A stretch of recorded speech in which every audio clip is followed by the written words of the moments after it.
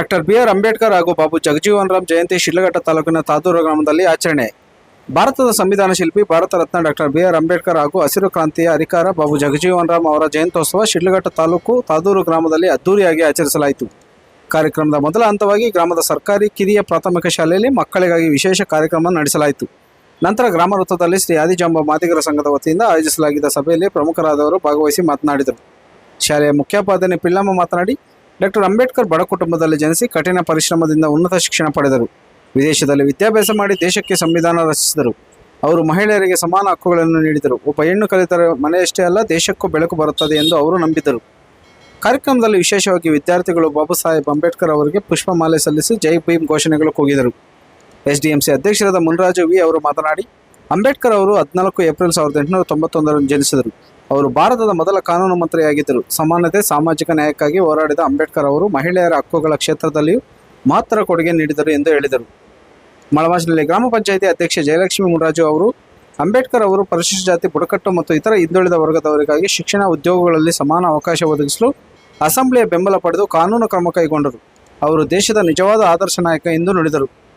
ಕಾರ್ಯಕ್ರಮದಲ್ಲಿ ತಾದೂರು ಗ್ರಾಮದ ಮುನಿನಾರಾಯಣಸ್ವಾಮಿ, ಮನುಕೃಷ್ಣ, ಮಾಜಿ ಗ್ರಾಮ ಪಂಚಾಯತ್ ಸದಸ್ಯ ಮಣಿರಾಜು, ಮಂಜುನಾಥ್, ಸುಬ್ರಹ್ಮಣಿ, ಸುಬ್ಬರಾಯಪ್ಪ, ಶಿವಕುಮಾರ್, ವೆಂಕಟೇಶ್, ನಾರಾಯಣಸ್ವಾಮಿ, ಸುರೇಶ್, ನರಸಿಂಹಮೂರ್ತಿ, ಮಂಜುನಾಥ್, ರಾಮಂಜಿ, ಲೋಕೇಶ್, ದೇವಪ್ಪ, ಮುನ್ರಾಜು, ವೆಂಕಟೇಶಪ್ಪ, ಮುನಿಕೃಷ್ಣ ಹಾಗೂ ಇತರ ಗ್ರಾಮಸ್ಥರು ಉಪಸ್ಥಿತರಿದ್ದರು. ವರದಿ ಗೋರ್ಮಡಕು ಮೈತ್ರಿ ಲೋಕೇಶ್, ಕನ್ನಡ ಮೈತ್ರಿ ಶಿಡ್ಲಘಟ್ಟ. ನಮ್ಮ ಬಿ.ಆರ್. ಅಂಬೇಡ್ಕರ್ ಅವರ 134ನೇ ಜಯಂತಿಯನ್ನ ನಮ್ಮ ಭಾರತ ದೇಶಾದ್ಯಂತ ಎಲ್ಲ ಕಡೆನೂ ಆಚರಣೆ ಮಾಡ್ತಾ ಇದ್ದಾರೆ. ನಮ್ಮ ಅಂಬೇಡ್ಕರ್ ಅವರು ಬರೀ ಒಂದು ಜನಾಂಗಕ್ಕೆ ಸೀಮಿತವಾದಂಥವರಲ್ಲ, ಇವರು ಎಲ್ಲ ಜನಾಂಗಕ್ಕೂ ಸೀಮಿತವಾದಂಥವ್ರು. ಬರೀ SC/ST ಅಂತಲ್ಲ, ಅವರು ಇಡೀ ನಮ್ಮ ಮನುಕುಲ ಏನಿದೆ, ಮಾನವ ಕುಲ ಎಲ್ರಿಗೂ ಬೇಕಾದಂಥ ವ್ಯಕ್ತಿ. ಯಾಕೆ ಅಂತಂದರೆ, ಪ್ರತಿಯೊಬ್ಬ ಭಾರತೀಯ ಪ್ರಜೆಗೂ ಶಿಕ್ಷಣ ಕೊಡಬೇಕು ಅಂತ ಹೇಳಿದಂಥ ಮಹಾನ್ ವ್ಯಕ್ತಿ. ಎಲ್ಲರೂ ಅಷ್ಟೇ, ಶಿಕ್ಷಣವನ್ನು ಪಡೆದ್ರೆ ಇಡೀ ದೇಶ ಉದ್ಧಾರ ಆಗುತ್ತೆ, ಶಿಕ್ಷಣವನ್ನು ಪಡೀಲಿಲ್ಲ ಅಂದರೆ ದೇಶ ನಾಶ ಆಗುತ್ತೆ ಅಂತ. ಅದರಲ್ಲೂ ಮಹಿಳೆಯರಿಗೆ ಹೆಚ್ಚು ಪ್ರಾಧಾನ್ಯತೆಯನ್ನು ಕೊಟ್ಟಂತಹ ಮಹಾನ್ ಚೇತನ ಅವರು. ಯಾಕೆಂದರೆ ಈ ದಿನ ನಾವು ಈ ಸ್ಥಿತಿಯಲ್ಲಿ ಇರಬೇಕಾದ್ರೆ ಅವರೇ ಕಾರಣ. ನಮಗೆ ಅದು ಮುಖ್ಯ ಅಲ್ಲ, ಎಲ್ಲ ಮಹಿಳೆಯರಿಗೂ ಸಹ ಶಿಕ್ಷಣ, ಸಮಾನತೆ, ಪ್ರತಿಯೊಬ್ಬರಿಗೂ ಮತದಾನ ಮಾಡುವಂಥ ಹಕ್ಕು ಕೊಡಬೇಕಂತ ತಿಳಿಸ್ಕೊಟ್ಟಂಥವ್ರು. ಮತ್ತು ಸಂವಿಧಾನದಲ್ಲಿ ರಚನೆ ಮಾಡಿದ್ರು ಪಾಲನೆ ಮಾಡ್ತಾ ಇರೋದು ಅಷ್ಟೇ ಅಲ್ಲ, ಮಹಿಳೆಯರೇ ಎಲ್ಲ ಕ್ಷೇತ್ರಗಳಲ್ಲೂ ದುಡಿಬೇಕು, ಎಲ್ಲ ಕ್ಷೇತ್ರಗಳಲ್ಲೂ ಬರಬೇಕು. ಬುದ್ಧಿ, ಶಿಕ್ಷಣ ಸಿಗುತ್ತೋ ಆ ದೇಶ ಉದ್ಧಾರ ಆಗುತ್ತೆ ಅಂತ. ಯಾಕೆ ಅಂದರೆ ಮನೆಯಲ್ಲಿ ಮಹಿಳೆನೇ ಮುಖ್ಯ. ಯಾವ ಮಹಿಳೆಗೆ ವಿದ್ಯೆ ಕೊಟ್ಟರೆ, ಒಂದು ಹೇಳ್ತಾರೆ, ಹೆಣ್ಣೊಂದು ಕಲಿತರೆ ಶಾಲೆ ಎಂದು ತೆರೆದಂತೆ. ಒಬ್ಬ ಹೆಣ್ಣು ಕಲಿತರೆ ಮನೆಯಲ್ಲಿ ಇಡೀ ಮನೆಯ ಎಲ್ಲ ಮಕ್ಕಳಿಗೂ ಶಿಕ್ಷಣ ಸಿಗುತ್ತೆ. ಶಿಕ್ಷಣ ಸಿಕ್ಕಿದ್ರೆ ಸುಸಂಸ್ಕೃತರಾಗಿ ಎಲ್ಲ ಮಕ್ಕಳು ಸಂಸ್ಕಾರವಂತರಾಗಿ ದೇಶವನ್ನು ಉದ್ಧಾರ ಮಾಡ್ತಾರೆ ಅಂತ. ಅಂತಹ ಶಿಕ್ಷಣವನ್ನು ಕೊಟ್ಟಂಥವರು ನಮ್ಮ ಅಂಬೇಡ್ಕರ್ ಅವರು. ಆಮೇಲೆ ಎಲ್ಲರಿಗೂ ಮತದಾನದ ಹಕ್ಕು ಕೊಟ್ಟಿದ್ದಾರೆ. ಹಿಂದಿನ ಕಾಲದಲ್ಲಿ ಏನು ಮಾಡ್ತಾ ಇದ್ರಪ್ಪ ಅಂತಂದರೆ, ಯಾರು ಚೆನ್ನಾಗಿ ಓದ್ಕೊಂಡಿರ್ತಾರೋ, ಯಾರು ದುಡ್ಡು ಕಾಸಲ್ಲಿ ಬಲಿಷ್ಠರಾಗಿರ್ತಾರೋ ಅವ್ರಿಗೆ ಮಾತ್ರ ಮತದಾನ ಇತ್ತು. ಆದರೆ ಇವ್ರು ಹೇಳಿದ್ರು, ಪ್ರತಿಯೊಬ್ಬ ಪ್ರಜೆಗೂ ಮತದಾನ ಕೊಟ್ಟರೆ ಎಂತಹ ವ್ಯಕ್ತಿನ ಆಯ್ಕೆ ಮಾಡಬೇಕು ಅನ್ನೋದು ಗೊತ್ತಾಗುತ್ತೆ. ವೋಟ್ ಕವರಿಂಗ್ ಕೊಟ್ಟರೆ, ವೋಟ್ ಹಾಕ್ತಕ್ಕಂಥದ್ದು 18 ವರ್ಷ ಮೇಲ್ಪಟ್ಟಂಥವರು ಅಂಥವ್ರಿಗೆ. ಮತ್ತು ಹೆಣ್ಣು ಮಕ್ಕಳಿಗೆ ಹೆರಿಗೆ ರಜೆಯನ್ನು ಕೊಟ್ಟಂಥವರು ಅವರು. ಹೆಣ್ಮಕ್ಳು ಕೆಲಸ ಮಾಡಿ ದುಡಿಯೋಕೆ ಕೊಡಬೇಕು ಅಂತ ಸಂವಿಧಾನದಲ್ಲಿ ಆವಾಗಲೇ ಬರ್ತಿದ್ರು.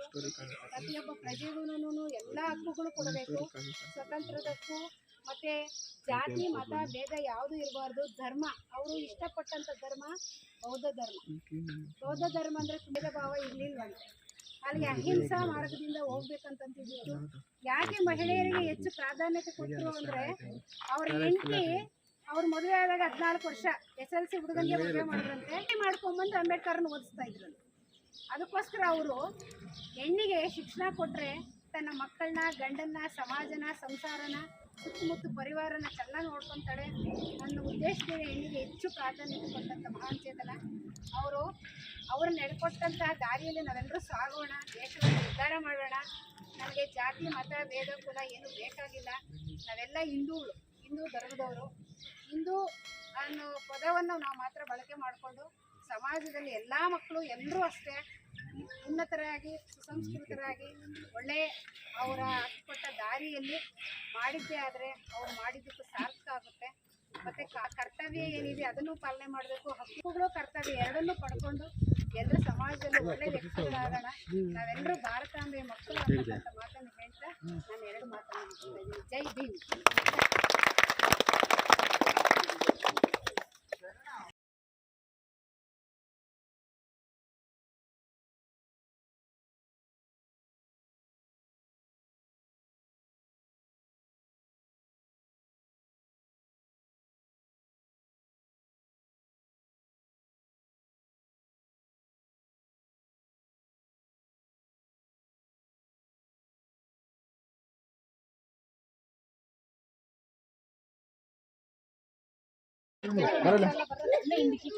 ಎಲ್ಲ ಮಕ್ಳು ಬಂದ್ರ ಎಲ್ಲ ಒಟ್ಟಾಗಿ ಹಿಡ್ಕೊಂಡು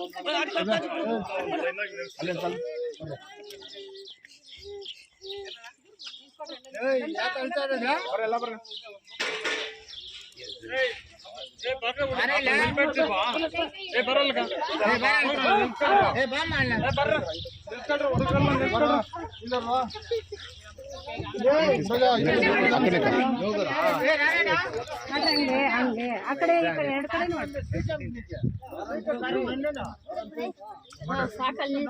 ಕುಚ್ಚಿರಿ ಅದ್ರಲ್ಲಿ ಕುಚ್ಚಿರಿ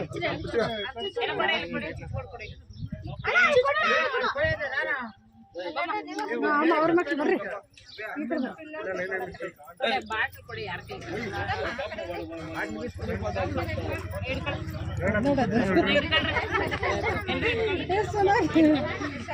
ನೋಡಂಗ ಏನ್ ಚೆನ್ನಾಗಿ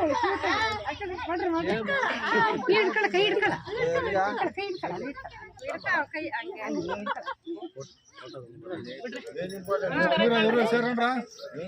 ನಮಸ್ಕಾರ ಅಕ್ಕಳ್ರಿ ಮೇಡಮ್ ತೆಂಗಿನಕಾಯಿ ನೋಡಿ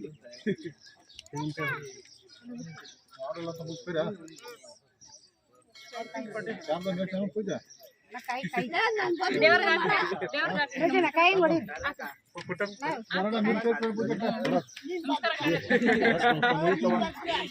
ಹಂಗಾಕ್